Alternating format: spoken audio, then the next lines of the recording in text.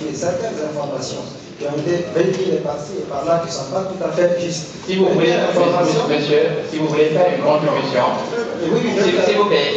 s'il vous plaît, je propose qu'on ait un débat très civil. Monsieur, si vous voulez faire une contribution, on ne peut malheureusement pas le faire faute de temps. Je vous propose d'en venir directement à vos questions, s'il vous plaît.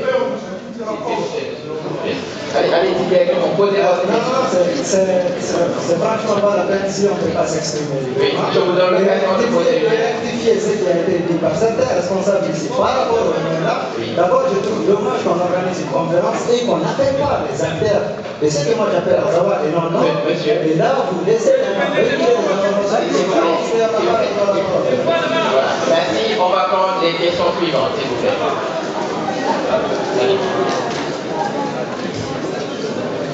Allez. Bonjour.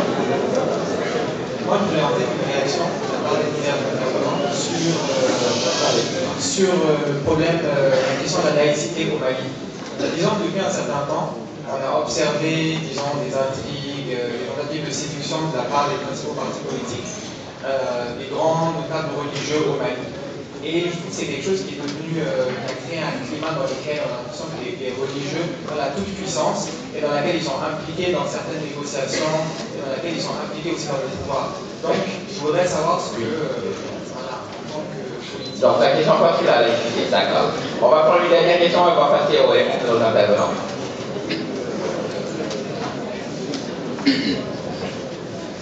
S'il vous plaît, vous pouvez poser votre question.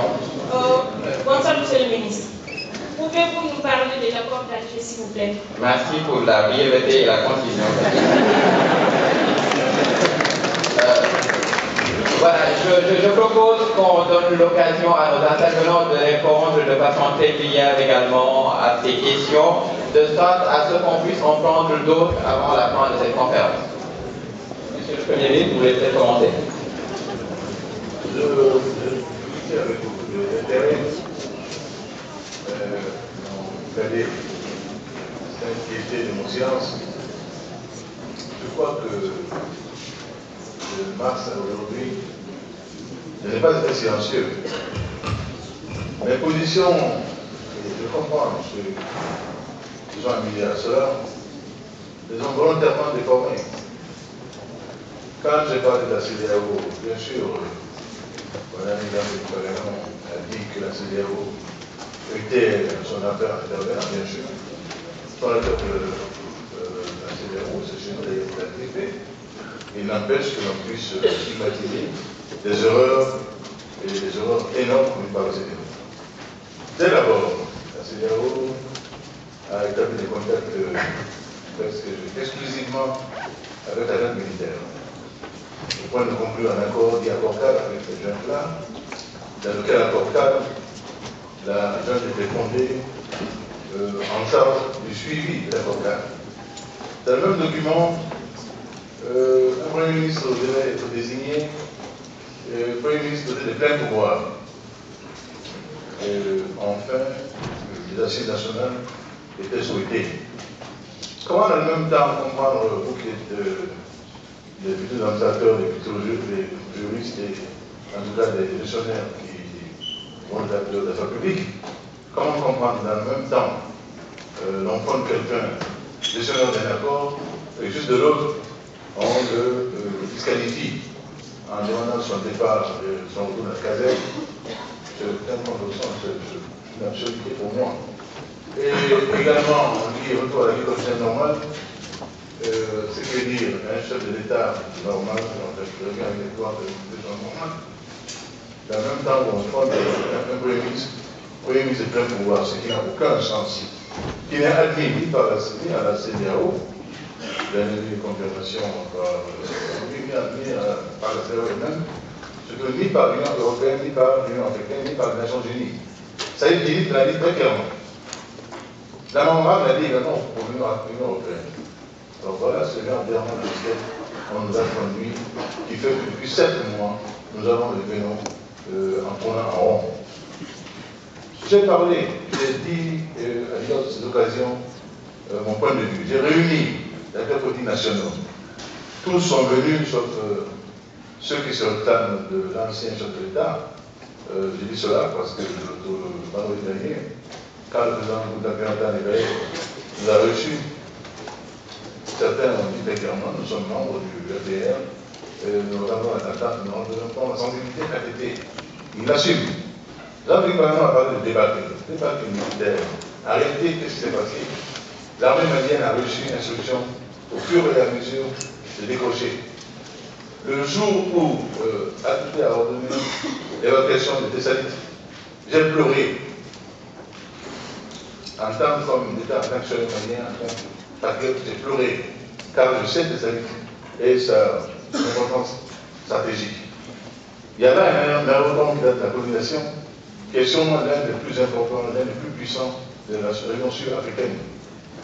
Et livrer Tessalit sans combat, c'était vraiment livrer le Mali. Le reste n'a été qu'un jeu d'enfant. Pourquoi, quand on dit que la zone est engagée, elle est engagée, sérieusement engagée. Donc j'ai parlé. Mes positions ont été au fur et à mesure travesties. On a dit n'importe quoi à tel chef d'État. Heureusement que beaucoup me savent, me connaissent. Et quand on m'a dit ces choses-là, je n'ai eu que le mépris pour cela. Moi, je parle aux Maliens, au peuple malien, qui m'entend et qui comprend bien. Il s'agit simplement aujourd'hui de faire en sorte, encore une fois, que ma grande première d'assises nationale puisse enfin trouver un chemin. Et que nous évoluions en faire, citoyens maliens du Nord comme du Sud, que nous débattions des affaires du Mali, tout à place sur la table, et que pour sortir, nous en sortions un peu plus raffermis dans notre unité nationale, parce que c'est de ça qu'il s'agit aujourd'hui.